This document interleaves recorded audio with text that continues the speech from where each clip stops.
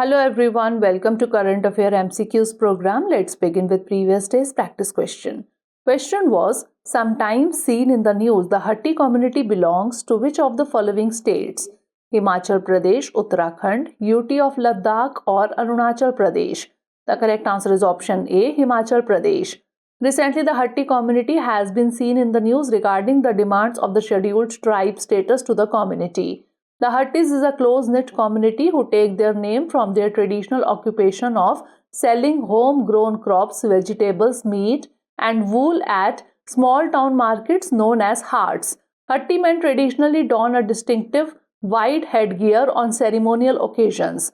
The Hatti homeland straddles the Himachal-Uttarakhand border in the basin of the Giri and Tons River, both tributaries of the Yamuna. Therefore, option A is the correct answer. Now let's begin today's session. First question is, sometimes seen in the news, the Parthenon sculptures are associated with which of the following countries? India, Afghanistan, Mexico or Greece? The correct answer is option D, Greece. Recently, a diplomatic row sparked between Greece and the United Kingdom over the status of the Parthenon sculptures housed at the British Museum. The Parthenon sculptures, also known as the Elgin marbles, are a collection of classical Greek marble sculptures that originally adorned the Parthenon temple on the Acropolis in Athens. The Parthenon is considered one of the greatest architectural achievements of ancient Greece. In the early 19th century, the British diplomat Lord Elgin removed a significant portion of the Parthenon sculptures from Greece. These marbles were later acquired by the British Museum in London, where they have been a source of controversy and a subject of ongoing debate regarding their repatriation to Greece. Therefore, option D is the correct answer. Next question is, which of the following correctly describes the objectives of the PM Vishwakarma scheme? Promoting traditional crafts and artisans, space exploration initiatives, agricultural modernization or information technology infrastructure. The correct answer is option A, promoting traditional crafts and artisans. The PM Vishwakarma scheme is a government initiative aimed at promoting and supporting traditional crafts and artisans in India. It focuses on preserving and reviving traditional arts and crafts, providing financial assistance, skill development, and market exposure to artisans across the country. This scheme plays a crucial role in the prevention of cultural heritage and contributes to the socio-economic development of artisans and their communities. Therefore, option A is the correct answer. Next question is, consider the following statements regarding the atmospheric phenomenon STEVE, strong thermal emission velocity enhancement. 1. It accompanies northern lights. 2. It is purplish color light.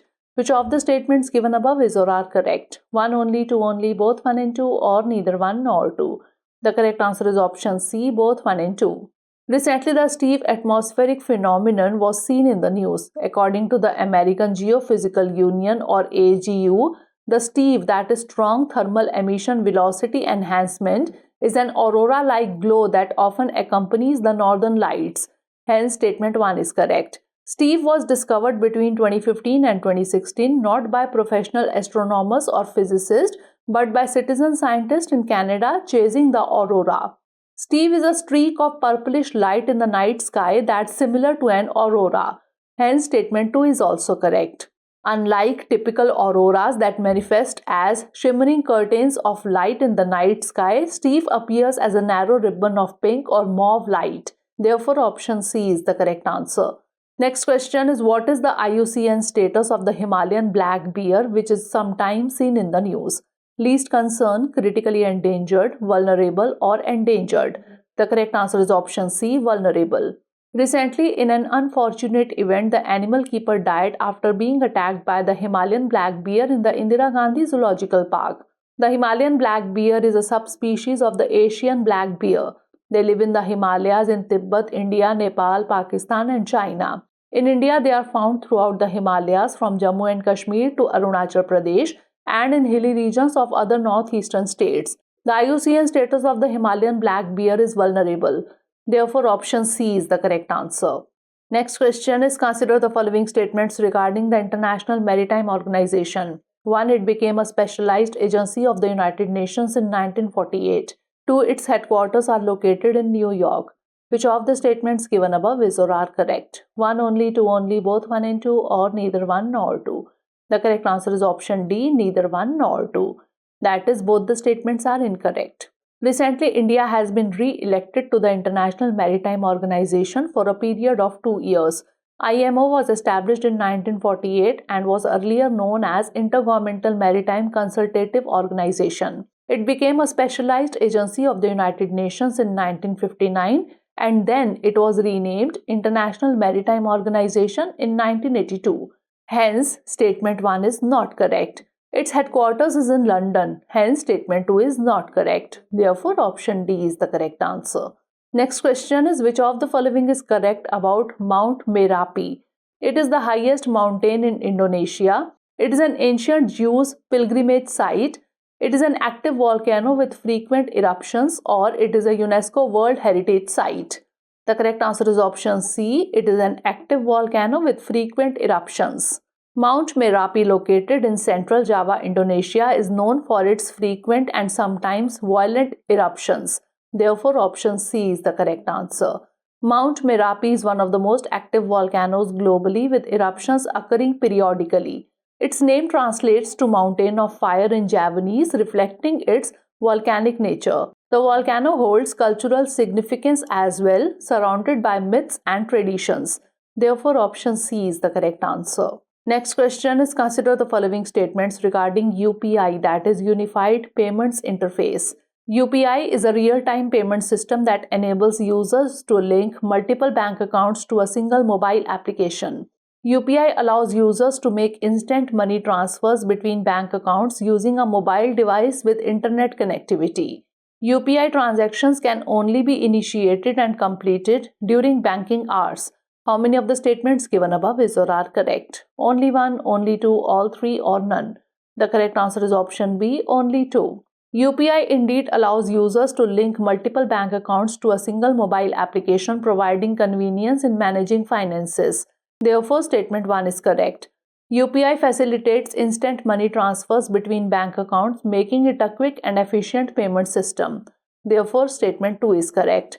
UPI transactions can be initiated and completed 24/7, providing users with the flexibility to make payments at any time, including outside regular banking hours.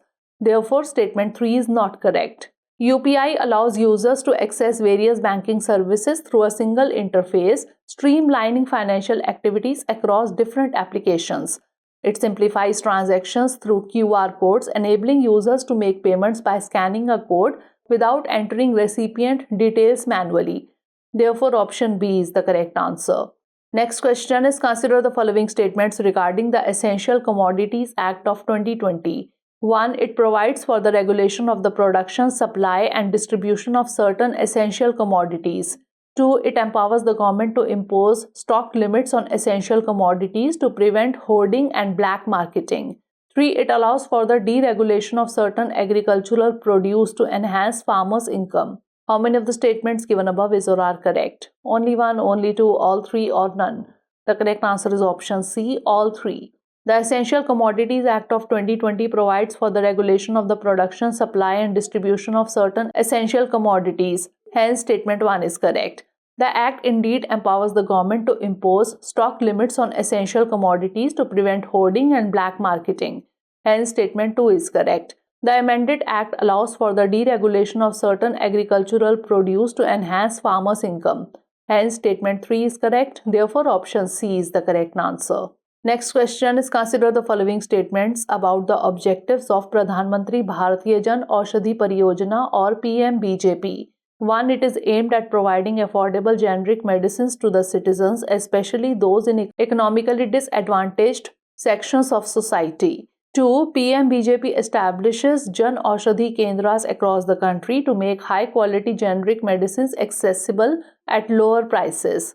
3. The initiative focuses on maintaining the quality and efficacy of medicines by adhering to stringent quality standards. How many of the statements given above is or are correct?